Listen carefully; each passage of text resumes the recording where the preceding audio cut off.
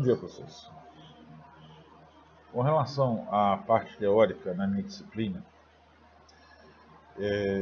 são poucas coisas que eu quero que vocês informem. A primeira delas são os tipos de empresa que podem existir no nosso país. Identificar quais os tipos de empresa e suas características e aplicações. A segunda coisa, quais são as formas possíveis de tributação no nosso país? Na contabilidade tributária eu já mostrei duas: lucro real, lucro presumido, e a terceira vai ser o Simples Nacional, que a gente vai entrar tão logo vocês evoluam nas atividades dessas duas primeiras. Então, aí você já tem a resposta de uma delas. Eu gostaria que vocês falassem um pouco de cada uma, para vocês terem conhecimento. Tá? O outro ponto, então, que eu gostaria que vocês falassem seria a escolha da modalidade tributária e a importância disso para as empresas. Na realidade, esse é o ponto final da nossa disciplina, a contabilidade tributária. É a melhor escolha de modalidade tributária que vai permitir que a empresa tenha a maior lucratividade possível, com o menor desembolso de impostos, tributos ou encargos. A gente tem que saber escolher, então, para poder fazer a escolha adequada. O último ponto que eu gostaria de passar para vocês é justamente o ponto de constituição de empresas. Como que as empresas são constituídas no nosso país? Nós temos passado por uma evolução muito rápida. A cada dia que passa, todos os governos eles vêm tentando simplificar as etapas de criação de empresas e dar agilidade nesse procedimento. Mas a gente sempre começa com o primeiro passo, que é a coleta dos documentos dos sócios. Coletamos os documentos dos sócios, CPF do Estado, data de nascimento, endereço, se é casado, tipo de casamento, se é separado, tudo isso a gente tem que estar com isso, com esses dados na mão. Título de eleitor também é importante para a gente, tá? Porque nós vamos precisar dele no eventual pesquisa junto à Receita Federal.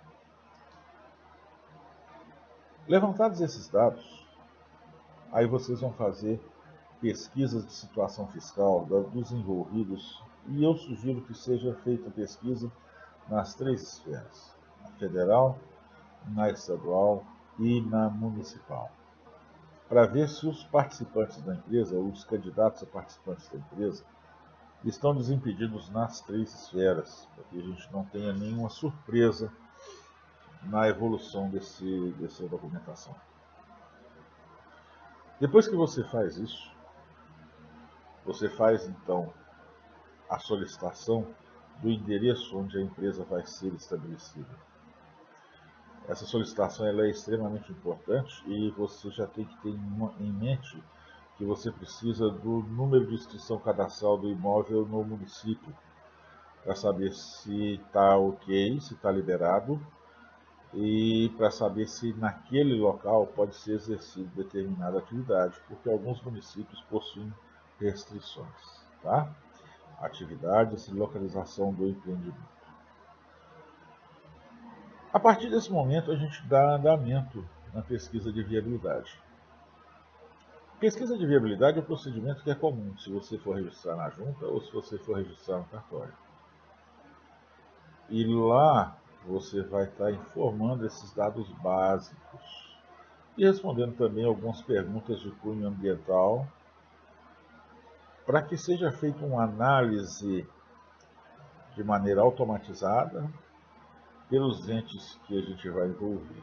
Então, o município vai responder se aquele local pode ter aquela atividade, se aquele imóvel está ok, Os bombeiros também vão responder se aquela construção, se aquela edificação já está liberada para poder receber aquela atividade, e se tiver alguma restrição ou alguma ressalva, vai aparecer nessa pesquisa de viabilidade. Algumas observações são impeditivas, outras são informativas e para você estar providenciando a resolução do problema. Feita a pesquisa de viabilidade, normalmente ela demora em torno de 3 dias para ser respondida. Você tem todo um laudo ali com as informações. Aí se começa a informação da constituição da empresa propriamente dita, né? Que até então a gente estava só vendo se a gente poderia fazer aquela atividade, exercer aquela atividade naquele local, quais seriam as consequências. Vamos falar em termos de junta comercial, tá? Você vai entrar no sistema do governo, né? Você vai ter acesso através da sua senha, vai já fazer a sua pesquisa de viabilidade ali, já vai dar andamento no seu cadastro sincronizado, que é quando você informa para a Receita Federal, para a Receita Estadual, quem são, quais atividades, qual vai ser o local, né? Tudo aquilo que você já informou na pesquisa, você vai fazer agora mais específico para a Receita. Depois que passa esse cadastro sincronizado, né, depois que ele é aprovado na Receita Federal e na Estadual, aí sim você vai fazer a integração das informações. Você vai integrar a viabilidade com o cadastro sincronizado. E ali vai estar montando um escopo de documento na junta comercial. Hoje não existe na junta comercial um contrato de abertura de empresa que seja digitado. Ele é um contrato padrão. Feinho pra capeta, mas é um contrato padrão. O objetivo disso foi justamente não permitir que as empresas se esqueçam de colocar as cláusulas obrigatórias, tá? E você vai fazer mais algumas informações, porque até então eles não sabem o sexo da pessoa, você ali você vai informar, né? E depois que você fecha esse ciclo de informação, ele abre a situação de gerar esse contrato e o protocolo, né, do processo.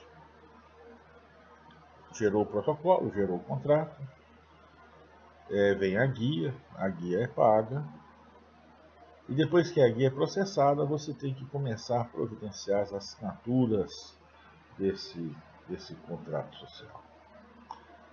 Hoje tudo é assinado eletronicamente, então vocês vão pedir, né, quando a gente está constituindo uma empresa de verdade, a gente pede que os participantes, todos eles tenham o certificado digital para que a assinatura seja feita de maneira eletrônica. Então você entra no protocolo e você escolhe lá assinar documentos, informa os assinantes que vão estar participando ali, e você faz todo o procedimento, ele é tranquilo. Depois de todos os documentos assinados, né, eventualmente vai ter uma situação onde você vai ter que fazer um documento, você como contador, informando que aquelas informações, afirmando que aquelas informações são verdadeiras, transmite isso para a junta. Isso costuma ser liberado até no mesmo dia. Então, depois que você faz a transmissão, dependendo da hora que você faz a transmissão, você tem o CNPJ na mão no mesmo dia. Tá? Fernando, mas e se não for registrado na junta e se for registrado no cartório? A viabilidade, eu falei que é comum. O cadastro sincronizado também é comum. Só que aí você vai ter que redigir o contrato todo. O cartório não tem um contrato automatizado. Então você redige o contrato com as cláusulas principais, muita atenção para não errar, né? O contrato da junta é feio, mas ele não sai errado. E o contrato digitado é bonitinho, formatadinho, mas ele pode conter erro. E como a verificação é humana, né, pode às vezes alguma coisa passar despercebida. Então muita atenção no caso do registro em cartório. Depois que você fez viabilidade, cadastro sincronizado, preparou o documento, os sócios vão até o cartório para fazer a assinatura. Lá existe assinatura presencial, tá? Então, o registro é normal também. Constituída a empresa, CNPJ na mão, a gente vai para a situação de uma eventual formalização do Simples Nacional. Nós temos prazo para poder aderir ao Simples Nacional, se for o caso, tá? Você tem que ficar atento à obtenção da última inscrição. Então, quando você tem o CNPJ é a primeira inscrição. A Receita Estadual é a segunda inscrição e o município é a terceira. Então, depois que você consegue essas 3 inscrições, aí você tem um prazo para poder estar fazendo a solicitação de opção pelo Simples Nacional, que é uma das nossas formas de tributação. Tá? Vamos lá, vamos dar um ponto aqui, porque senão a gente vai ficar muito com um vídeo muito grande e vocês vão ficar doidos para poder parar de assistir.